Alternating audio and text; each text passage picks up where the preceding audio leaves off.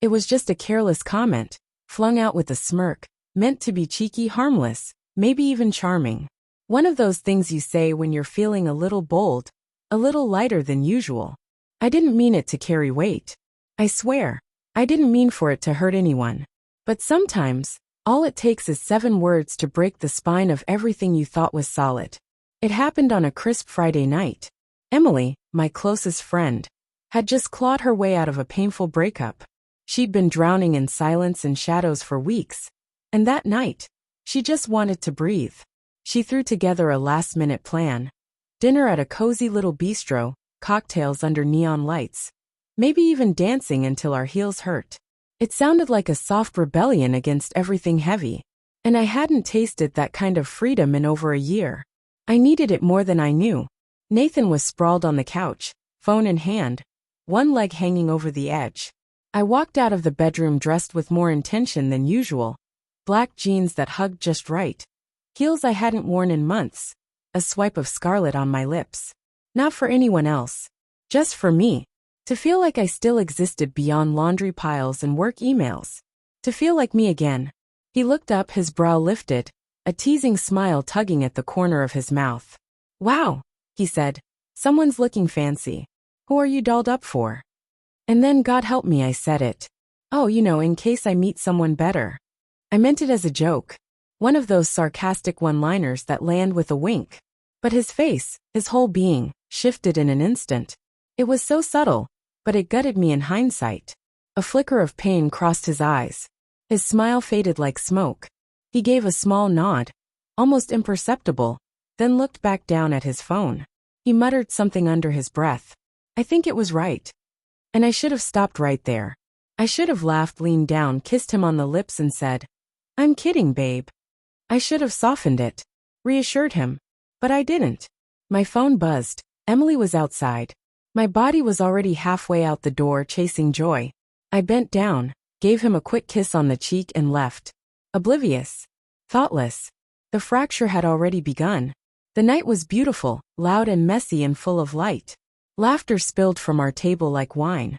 The music was just the right kind of too loud. Mojitos, confessions, inside jokes. It felt like oxygen after being held underwater. For a few precious hours, I wasn't a wife or a coworker or someone slowly fading. I was just me again. I texted Nathan at midnight to let him know I'd be home soon. He didn't reply, but I didn't think much of it. Until I walked in. The house was dark. Silent. Still. Not the peaceful kind of quiet, the hollow kind. I assumed he'd gone to bed, until I reached our room. The bed was untouched. Pristine. His nightstand was empty. Half his clothes were gone. And on my pillow sat a single white envelope. Inside a note. Short. Cold. Final. His handwriting was like a blade. Asterisk, if you're looking for someone better, I won't stand in your way. Divorce papers are coming tomorrow. I hope you find what you're after. Nathan asterisk. My knees buckled. I collapsed onto the floor, clutching that letter like it could somehow change if I held it tightly enough. I read it over and over, the words never softening. I called him voicemail. I drove to his brother's house the next morning. He wouldn't come out. Wouldn't even speak to me. 3 days later, his lawyer reached out. No conversation. No closure. Just the end. For a long time, I believed it all unraveled because of that one sentence. That stupid flippant joke. But the more I sat with it, the more I understood. It wasn't just about what I said. It was about everything I hadn't said. About the slow erosion that neither of us acknowledged until it was too late. We had been drifting for months. I'd been tired, numb, stretched thin. I stopped showing up emotionally.